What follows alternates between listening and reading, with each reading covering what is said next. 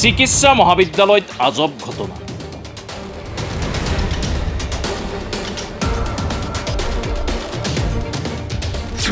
ৰোগীৰ হৈছে পেটৰ বিষ, দৰৱ দিছে অন্য ৰোগ। চৰকাৰী চিকিৎসা মহাবিদ্যালয়ত ঘটিছে নাৰ্ভুত নাচুত ঘটনা।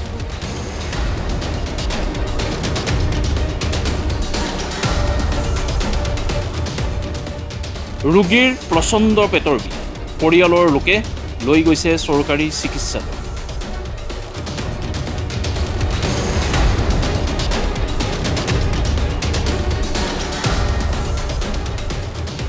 চিকিৎসকৰ ওচৰত দেখুৱাই প্ৰথম হোৱাৰ স্বাৰ্থত পৰিয়ালৰ লোকে আশাৰে লৈ গৈছিল চৰকাৰী চিকিৎসালয়।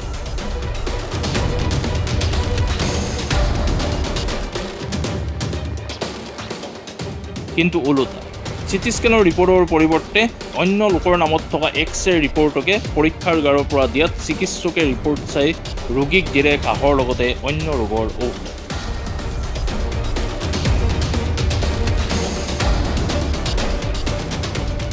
যাৰ বাবে নিশাৰ পেটৰ বিষ ক্ৰমান্বয়ে বৃদ্ধি পোৱাত ৰোগীক লৈ যাব লগা হয় ব্যক্তিগত খণ্ডৰ চিকিৎসালয়।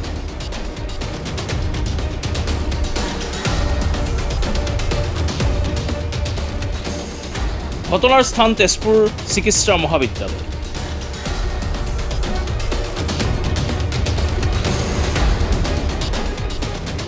হয়, তেজপুৰ চিকিৎসা মহাবিদ্যালয়ত ঘটিছে এই আজব ঘটনা।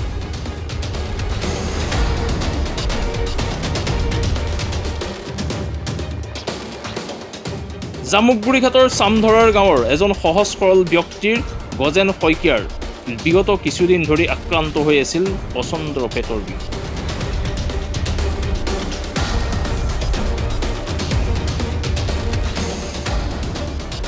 তাৰ বাবে পৰিয়ালৰ লোকে গজেন শইকীয়াক চিকিৎসাৰ সেৱাৰ লাভৰ বাবে তেজপুৰ চিকিৎসা মহাবিদ্যালয়লৈ লৈ যায়।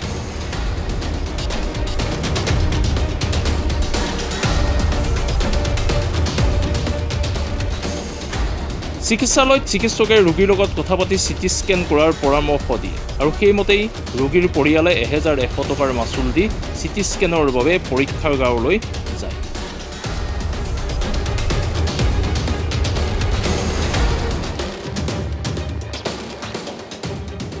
চিটি স্কেন হ'ল, কিন্তু চিকিৎসালয়খনৰ দায়িত্বত থকা কৰ্মচাৰীয়ে এইগৰাকী সহজ সৰল ব্যক্তিক চিটি স্কেনৰ ৰিপৰ্টৰ পৰিৱৰ্তে দিলে অন্য এগৰাকী 55 বছৰীয়া CK দাস নামৰ ৰোগীৰ এক্স-ৰে ৰিপৰ্ট।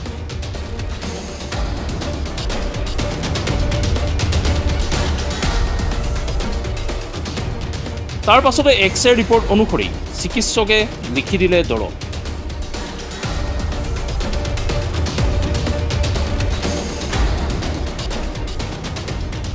চিকিৎসকৰ পৰামৰ্শ মতেই উভতি আহি ৰোগীয়ে দৰৱ সেৱন কৰি আছিল যদিও কোনো উপশম নোপোৱাত ক্ৰমান্বয়ে বৃদ্ধি হ'বলৈ ধৰে পেটৰ বিষ।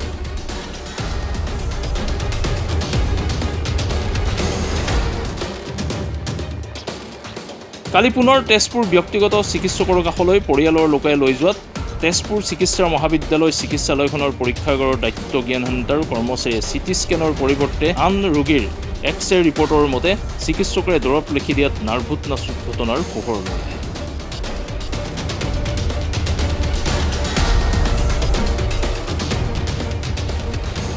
এতিয়া প্ৰশ্ন হয়, এনেদৰে দায়িত্ব পালন কৰিছে নেকি চৰকাৰী চিকিৎসালয়ৰ কৰ্মচাৰী?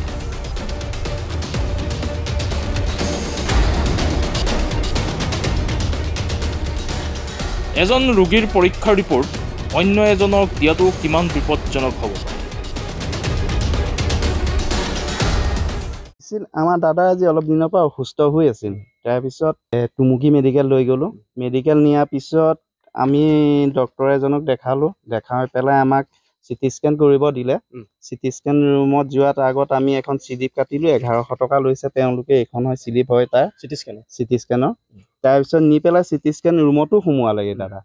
তাৰপিছত সিহঁতে কি কৰিছে, আহোঁতে প্ৰায় আধা ঘণ্টা অলপ বেছি হৈছে তেনেকুৱাত তেওঁলোকে আমাক এখন ৰিপৰ্ট দিলে। এইখন ৰিপৰ্টখন দিলে এক্স-ৰে ৰিপৰ্টহে কৰিছিল, চিটি স্কেন কিন্তু দিছে এখন এক্স-ৰে ৰিপৰ্ট হয়।